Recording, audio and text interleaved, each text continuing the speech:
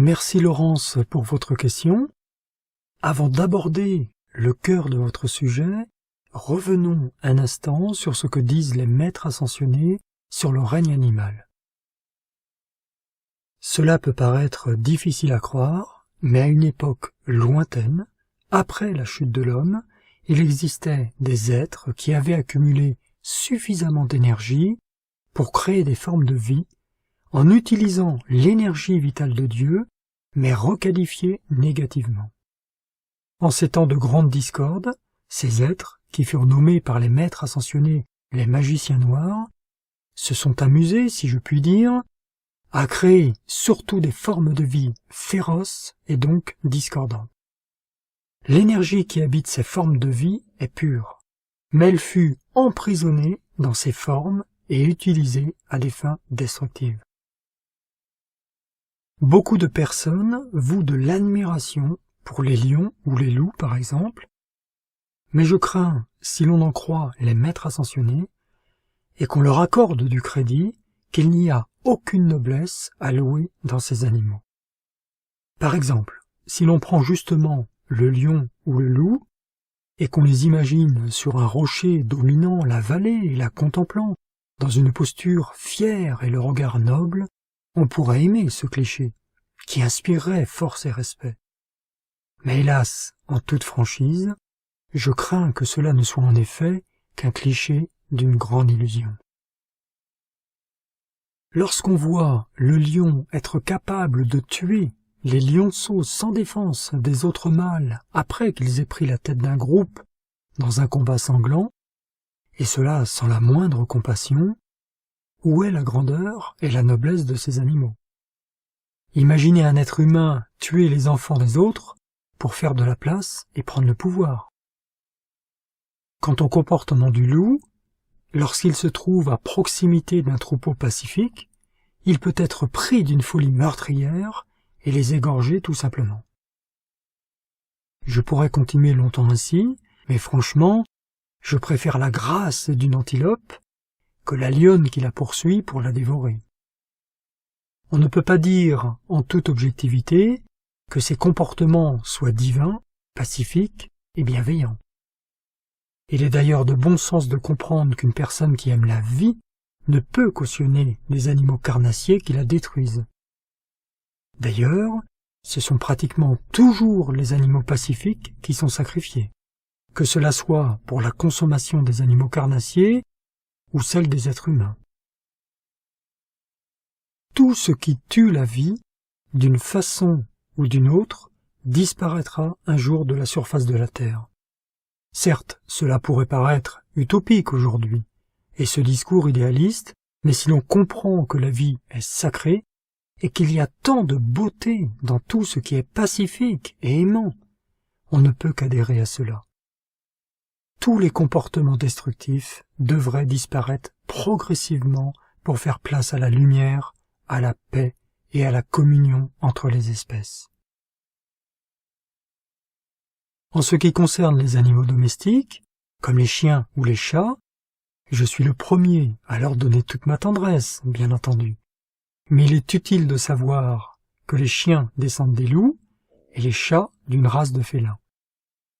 Leurs comportements se sont adoucis d'une façon remarquable, en grande partie par l'amour des êtres humains, mais c'est le reste des animaux qui, s'ils étaient relâchés dans la nature, reprendraient pour la plupart leurs caractéristiques instinctives de carnassiers, ce qu'ils étaient finalement à l'origine. À travers le temps terrestre, il y a eu quelques âges d'or, où la flamme de vie maintenait certains pouvoirs que chacun pouvait utiliser. Ces âges d'or étaient des havres de paix, et on ne peut pas imaginer pendant ces périodes l'existence d'animaux avec les babines tachées du sang de leurs victimes. Ce sont des choses totalement impossibles.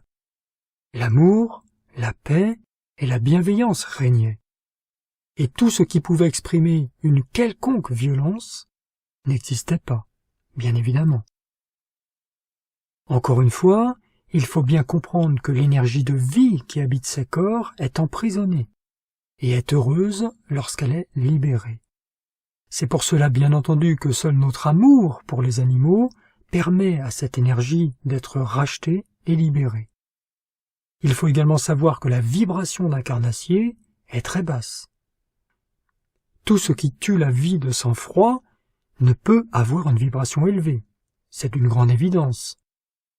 Et cela explique pourquoi les maîtres ne peuvent amplifier notre énergie en présence d'un animal et qu'il est préférable de l'éloigner pendant l'application de ces appels. Et cela répond en partie à la question qui m'est posée, mais je laisse maintenant la place à ce que disent les maîtres ascensionnés dans les instructions fondamentales.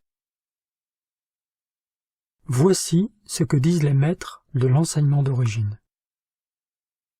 C'est en août 1936 que les 2 derniers puissants magiciens noirs ont été saisis et liés. À partir de ce moment, les formes animales ont commencé à disparaître de la Terre, mais je ne puis vous dire combien de temps cela prendra et si la période de transition sera brève ou longue. Cela causera peut-être de la peine à certains d'entre vous, mais la vérité est que la quasi-majorité des formes animales ont été créées par de puissants magiciens noirs. C'est l'amour de l'humanité qui a tempéré la nature des animaux et qui a créé l'animal domestique. C'est la violence des sentiments humains qui entretient la férocité dans certains animaux. Qu'est-ce qui fait battre le cœur d'un animal? L'énergie vitale. Mais c'est l'énergie vitale d'êtres humains chargée de qualifications humaines. Ce n'est pas une flamme divine individualisée, ne l'oubliez pas. Les oiseaux ont été créés par les maîtres pour servir de messagers. Les caractères destructifs que certains manifestent ont été imposés sur les oiseaux par la discorde humaine. Les maîtres ascensionnés peuvent difficilement intensifier leur radiation en nous et autour de nous lorsque des animaux sont dans notre entourage, car la vibration des animaux sera également intensifiée. Il est important de comprendre ceci du point de vue objectif de l'emploi de la loi de l'énergie. La substance lumière et l'énergie lumière des maîtres ascensionnés sont une force hautement concentrée qui ne peut être employée pour stimuler de la discorde ou des qualités animales. Ceci ne nous empêche pas d'aimer la vie qui anime l'animal. Cette vie est emprisonnée dans une substance qui a été disqualifiée par les magiciens noirs. Dans cet état de limitation et d'imperfection, cette vie ne peut se libérer d'elle-même. Il faut être d'une grande bonté pour les animaux, mais il est souhaitable pour les étudiants de ne pas vivre avec eux dans la même maison. En donnant fréquemment et avec amour l'appel pour la libération de la vie animale, nous satisfaisons à la loi d'amour universel et nous rendons un grand service divin à cette vie emprisonnée. Voilà pour cet extrait. Pour ma part, la compagnie des animaux domestiques peut aider grandement les enfants à s'épanouir et recevoir l'amour qu'ils ne reçoivent pas nécessairement de l'extérieur. D'autre part, certains animaux sont d'une aide incomparable pour secourir des personnes en danger ou encore pour guider des personnes aveugles, etc.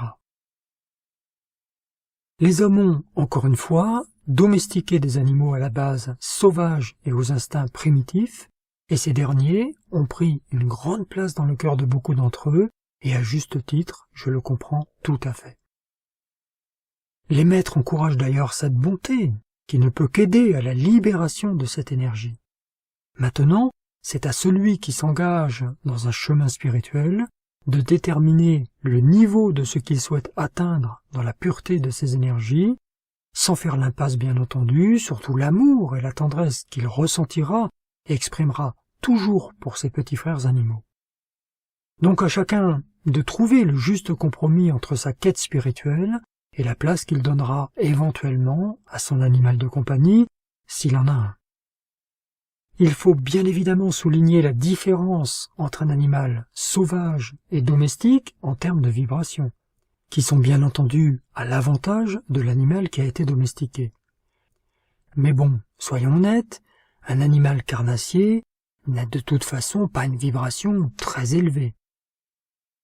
Mais encore une fois, moi-même qui ai un grand amour pour les animaux, je comprends qu'une personne, pour des raisons affectives, a un animal de compagnie. Donc ne vous inquiétez pas si c'est le cas, essayez simplement d'aménager votre activité spirituelle avec votre animal. À noter également que certains organismes étaient tout à fait divins à l'origine, mais la discorde ambiante a fini par se condenser sur ces êtres et leur donner une forme disgracieuse, comme la pieuvre par exemple. Je sais que cela pourrait paraître fantaisiste, mais même la palourde et l'huître étaient de magnifiques petites formes féeriques. Et beaucoup d'autres formes de vie ont développé des caractéristiques disharmonieuses sur les siècles qui ont suivi la chute de l'homme. Donc, pour revenir à la question, je pense avoir répondu à la première partie. Quant à la deuxième, à savoir s'il est possible de demander à sa présence d'envelopper son animal de compagnie dans une lumière de protection quand on fait les décrets, il faut bien comprendre que le divin souhaite libérer la vie qui est emprisonnée dans cet animal, et non protéger nécessairement l'enveloppe. Cela pourrait paraître un peu dur au premier abord, mais en vérité, il n'y a que de l'amour en cela. Dans tous les cas de figure, lorsque l'on a un animal domestique et qu'on lui donne tout son amour, on fait de toute façon œuvre utile, car l'intensité de notre amour va provoquer la libération de l'énergie de vie dans cet animal, et lorsque ce dernier quittera son corps, l'énergie sera libérée, retournera dans le grand réservoir universel de toute vie apparaît, et ne reprendra jamais une forme animale, du moins carnassière, mais profitera à une forme d'existence plus élevée. Pour ma propre conclusion, je trouve regrettable, pour certains d'entre nous, qu'il y ait tant d'engouement et d'adoration pour des formes de vie sauvages, carnassières et destructives, avec de bas instincts, en plus en leur donnant parfois des attributs divins, alors qu'en fait, il n'y a rien de divin dans un animal qui tue, tout simplement. C'est du simple bon sens. Certains royaumes psychiques, dans le bas astral, voudraient nous faire croire en des esprits animaux divins et supérieurs, qui seraient bienfaiteurs pour l'humanité, mais tout cela est totalement faux. Et les humains qui se prennent les pieds dans ces pièges ne font hélas que retarder leur évolution spirituelle et risquent même, après leur mort physique, de se retrouver emprisonnés un certain temps dans ces royaumes, qui ne sont d'ailleurs alimentés que par la force sinistre. Soyez vigilants, mes chers amis, et ne donnez votre crédit, si je puis me permettre, qu'à des formes de vie pacifiques, ou au moins domestiquées, en aimant les autres bien évidemment, mais dans le but de les libérer. Même l'être humain, en grande partie carnivore aujourd'hui, évoluera vers le végétalisme à un moment ou à un autre. Car contrairement à l'animal carnassier, l'homme n'a jamais été un carnivore à sa création. Avant la chute de l'homme, je précise bien. Il n'y avait en l'homme qu'une immense bienveillance envers toute forme de vie, et cet état naturel reviendra un jour en lui. C'est inéluctable et tellement souhaitable, car cela mettra fin à une grande partie de la souffrance animale. Je ne sais pas pour vous, mes chers amis, mais ne préféreriez-vous pas un monde paisible, où chaque espèce se respecte et communie dans l'amour? N'oubliez pas que l'état naturel de la vie, avec un grand V, est la paix. Et dans l'apparente force extérieure, surtout lorsqu'elle est physique et de surcroît agressive, il n'y a que de la faiblesse. Il est toujours plus facile d'être agressif que d'être paisible, car l'un répond à un stimuli instinctif non contrôlé, mais l'autre demande des années de maîtrise de soi. Donc, je pense que vous voyez où est la vraie force. Dans le célèbre livre qui s'intitule « La vie des maîtres », pour ceux et celles qui l'ont lu, et qui a été édité en 45 langues dans le monde, il y a un passage où un maître dit que la nature a commis une erreur en créant le lion et que l'agneau a déjà gagné. En effet, la paix a déjà gagné, quelles que soient les apparences, tout simplement parce que c'est l'état naturel de la vie, qui après un long cycle offert pour l'expérimentation, revient toujours à son point de départ, car la vie est naturellement ascensionnelle. J'ai bien conscience que j'ai largement dépassé la simple question qui m'était posée, mais cela m'a donné l'occasion d'extrapoler sur le monde animal. J'espère que vous ne m'en tiendrez pas rigueur. Alors mes amis, tournez votre regard vers la beauté, vers tout ce qui représente la vie dans ses expressions les plus délicates et harmonieuses, et vous attirez à vous les mêmes caractéristiques.